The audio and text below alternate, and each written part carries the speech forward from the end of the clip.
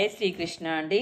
ఈరోజు భగవద్గీతలోని నవమోధ్యాయంలోని 5, 6, 7 శ్లోకాల భావములు తెలుసుకుందాము. మొట్టమొదటగా 5వ శ్లోకం. నచమత్యాని భూతాని పశ్యమే యోగమైశ్వరం భూతబృన్న చ భూతస్థో మమతాత్మా భూత భావనః. దీని యొక్క భావము: అయినను సృష్టించబడిన సమస్తము నాయందు స్థితిని కలిగియుండదు. అచింత్యమైన నా యోగైశ్వర్యమును గాంచుము.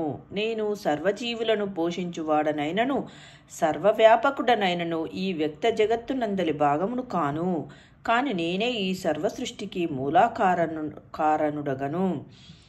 సర్వము తనపై ఆధారపడి ఉన్నదని భగవానుడిక్కడ చెబుతున్నాడు.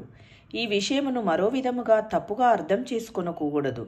వాస్తవమునకు విశ్వం యొక్క భరణపోషణలతో ప్రత్యక్షముగా భగవానునకు ఎట్టి సంబంధము లేదు.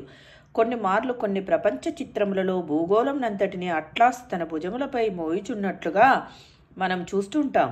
అట్టి కార్యంలో అతడు మిక్కిలి అలసినట్టుగా ఈ చిత్రమున కనిపించును. ఇదే భావనను శ్రీకృష్ణ భగవానుడు సమస్త విశ్వమును భరించుచున్నాడనేది విషయమున మనము ఊహింపరాదు. ఎందుకనగా సర్వము తనపైననే ఆధారపడి ఉన్నను తాను మాత్రము వాటికి దూరముగానున్నట్లు భగవానుడిక్కడ చెప్పుతున్నాడు.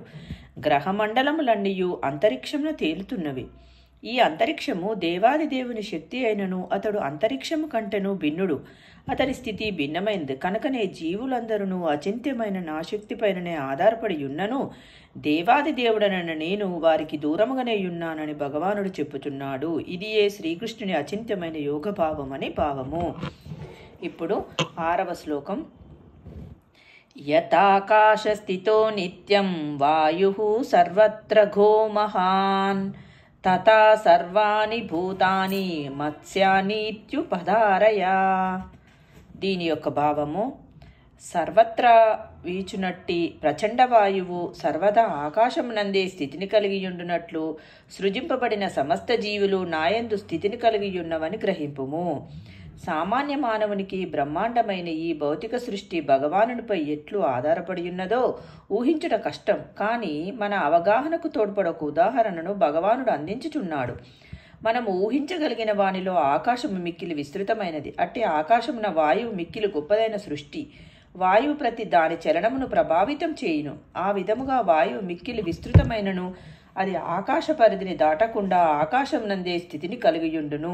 అట్లే అద్భుతములైన అన్ని అంతరిక్ష సృష్టులు కూడా శ్రీ కృష్ణ భగవానుని దివ్య సంకల్పం చేతనే స్థితిని కలిగియుండి అతని సంకల్పమును లోబడి వర్తించును.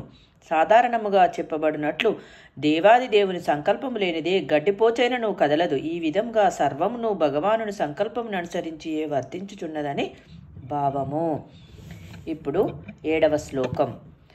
సర్వభూతాని కౌంతేయ ప్రకృతిం యాంతి మామికాం కల్పక్షయే పునఃస్థాని కల్పాదౌ విసృజామ్యహం. దీని యొక్క భావము: ఓ కౌంతేయ, కల్పాంతమున సకల జీవరాశులు నా ప్రకృతి అందు ప్రవేశించును.